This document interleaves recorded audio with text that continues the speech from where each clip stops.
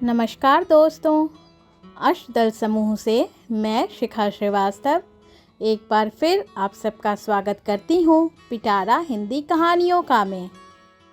आज मैं आप सबके लिए लेकर आई हूँ अष्टदल समूह की लेखिका अनिला द्विवेदी तिवारी के कुछ विचार।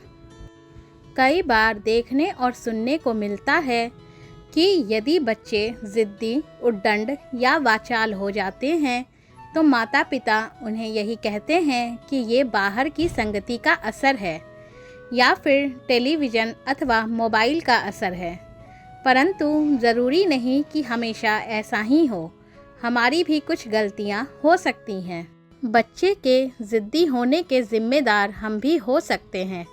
जब भी बालक ने किसी चीज़ की हमसे मांग की, चाहे वह भले ही बहुत आवश्यक ना हो, परंतु हमने तुरंत उपलब्ध करा दिया, बिना यह सोचे हुए कि वह वस्तु आवश्यक है भी या नहीं। अब बार बार यह प्रक्रिया दोहराई जाने के कारण यह बच्चे के स्वभाव में आ गया। जिद उसकी आदत बन गई, जबकि ज़रूरी यह था हम बच्चे को प्यार से समझाएं, उसे यथाशक्ति आवश्यक सामग्री ही उपलब्ध कराएं। धीरे धीरे बच्चा ज़िद्दी व उद्दंड होता चला गया। बच्चा जब तक छोटा था तब तक वह घर के अंदर था, परंतु ज्यों ही वह बड़ा हुआ बाहर निकलने लगा। अब चीज़ों के साथ साथ उसकी बातों में भी ज़िद शामिल हो गई।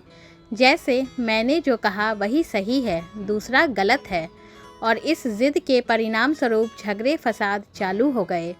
जब लड़ाई झगड़े बड़ा रूप लेने लगे तब माता पिता को यह बात समझ आई, परंतु उन्होंने तुरंत बाहर के लोगों की संगति के असर का ठप्पा लगा दिया। माना कि संगति का भी असर होता है, पर बराबर के जिम्मेदार माता पिता भी होते हैं। यदि संगति का पूर्ण असर होने लगता तो रावण के साथ रहकर विभीषण पर भी होता और राम के साथ रहकर मंथरा पर भी होता।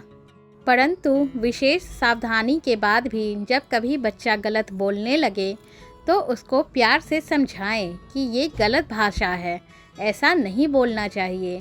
परंतु देखने में आता है बहुत से अभिभावक यह सोचकर कुछ नहीं बोलते कि अभी बच्चा ही तो है, सीख जाएगा, या फिर शाबाशी देते हैं कि अभी से ऐसी बातें कर लेता है। परंतु यही बच्चा जब कल बड़ा होकर ऐसी ही भाषा बोलेगा तब बुरा लगेगा, फिर इसे भी संगति का असर बोलेंगे। यह भी सोचना चाहिए कि बोया पेड़ बबूल का तो आम कहाँ से खाए।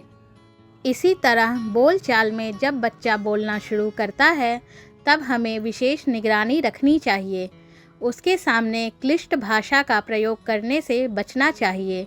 घर में भी एक दूसरे से सम्मानित भाषा का प्रयोग करें, जिससे बच्चा भी वही सीखे। मैं आशा करती हूँ अनिला द्विवेदी तिवारी के ये विचार आपको अवश्य पसंद आएंगे।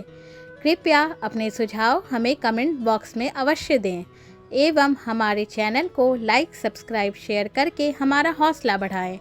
फिर मिलेंगे जल्दी ही एक नई रचना के साथ यहीं इसी जगह पर पिटारा हिंदी कहानियों का में। तब तक स्वस्थ रहिए, मुस्कुराते रहिए, खुश रहिए और अपने आसपास खुशियाँ बिखेरते रहिए।